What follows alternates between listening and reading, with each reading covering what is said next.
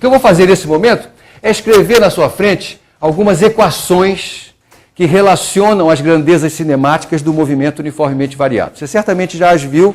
Eu vou lhe mostrar de que maneira você pode obtê-las com facilidade a partir dos raciocínios que eu estou mostrando para você aqui. E o primeiro deles vai ser aqui, ó. Olha só, eu defini a aceleração como sendo esse quociente, ΔV sobre ΔT. Acontece que ΔV, que eu estou lhe mostrando no gráfico, é a diferença entre um valor final da velocidade, num dado intervalo, e o valor inicial, nesse mesmo intervalo. ΔT, eu vou escrever aqui.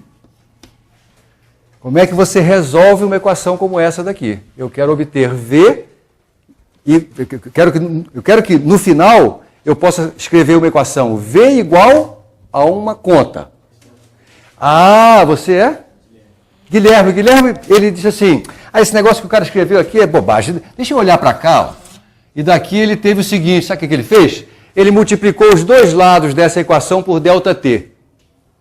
Tá certo? Quando ele faz isso, o ΔT do lado direito desaparece.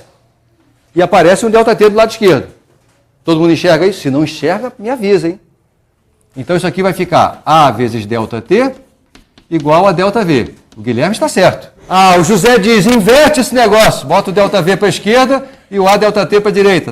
Tá legal, José, mas ainda não chegou ao fim. Eu quero ter do lado esquerdo V, não o ΔV. Sou eu. Desmembra, faz tipo V menos V0.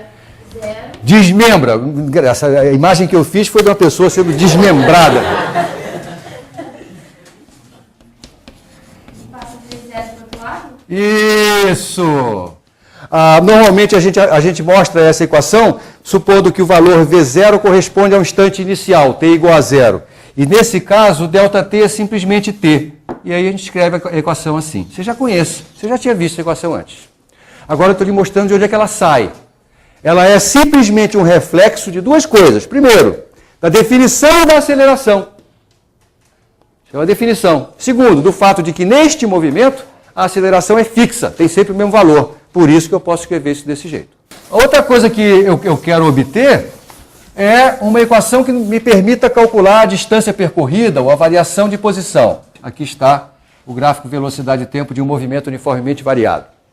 E eu vou lhe mostrar de que maneira, a partir daquele gráfico, direto, você pode obter a expressão da distância percorrida.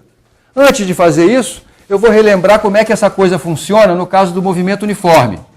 A gente representou o gráfico da velocidade do movimento uniforme agora há pouco e relembramos que isso é uma linha horizontal. Não é? Ora, se eu quiser descobrir qual é a distância percorrida por um objeto que está em movimento uniforme num determinado intervalo de tempo ΔT, o que eu tenho que fazer, hein? O cálculo da distância percorrida no movimento uniforme é simplesmente o produto da velocidade, que neste movimento é constante, pelo intervalo de tempo que eu estou considerando. Veja só, Guilherme, que isso significa calcular a área deste retângulo. Olha só, multiplicar V0 por ΔT é tomar a base desse retângulo e multiplicar pela altura dele, não é? Então eu posso associar a área compreendida entre o gráfico da velocidade e o eixo horizontal com a distância percorrida. E a distância percorrida é, portanto, V0 vezes ΔT, ou V0. No caso, como o ΔT começa no t igual a 0, V0t. Distância igual a velocidade vezes tempo. Isto é, de novo, uma consequência imediata do fato de que a velocidade, por definição, é o quociente entre distância e tempo, e que nesse movimento a velocidade é fixa. Pronto, aqui está. Aqui, qual é a unidade desse negócio, da distância? Em que unidade está a distância? Em que unidade está a velocidade? Em que unidade é o tempo? Então, metros é igual a metros por segundo, vezes segundo. Segundo mata segundo, metro. Não tem como errar isso aqui, né? Bom, acontece que essa propriedade, a propriedade de que a área compreendida entre o gráfico da velocidade e o eixo dos tempos mede a distância percorrida, ela não é verdadeira apenas para o movimento uniforme. Ela é verdadeira para qualquer movimento. Mas eu vou usar essa propriedade para calcular a distância percorrida no movimento uniformemente variado. Para isso, considere aqui um tempo t, e eu quero descobrir a distância percorrida por esse movimento nesse intervalo entre 0 e t.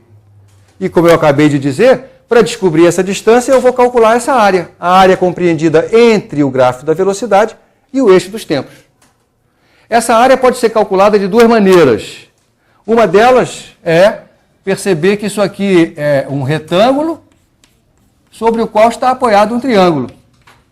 Então, essa área toda, que como eu disse é a distância percorrida, vai ser, primeiro, a área do retângulo. Como é que eu calculo a área de retângulo? Base vezes altura. Já calculei a área do retângulo. E como é que eu calculo a área de triângulo? Base vezes altura sobre 2. Então, eu vou botar a base, que é t de novo. A altura, essa altura aqui, quanto é que vale?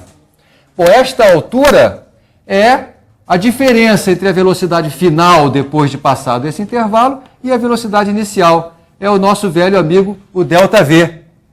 Então, isso aqui é ΔV vezes t dividido por 2, nos informa, claro. Que eu sei que ΔV é A vezes ΔT. Então, onde tem ΔV, eu vou substituir por A vezes ΔT, que no caso é o próprio t.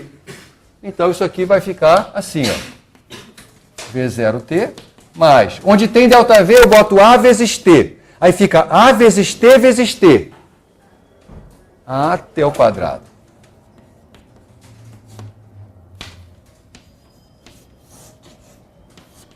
Certamente você já viu isso na sua vida. Sou eu. Essa equação aí, D igual a V0, é equação de quê?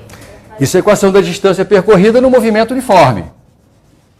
Eu relembrei essa equação, Clara, porque o que eu queria dela era a interpretação de que eu posso obter a distância percorrida olhando apenas para a área do gráfico velocidade-tempo entre o gráfico da velocidade e o eixo horizontal.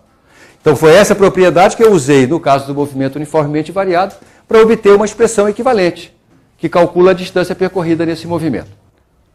Essa aqui é um caso geral, do qual essa é um caso particular. Quer ver? O movimento uniforme pode ser caracterizado como um movimento cuja aceleração é igual a zero, sempre. Dizer que a aceleração é zero, outra vez relembro, é dizer que a velocidade não muda. Ela é sempre a mesma.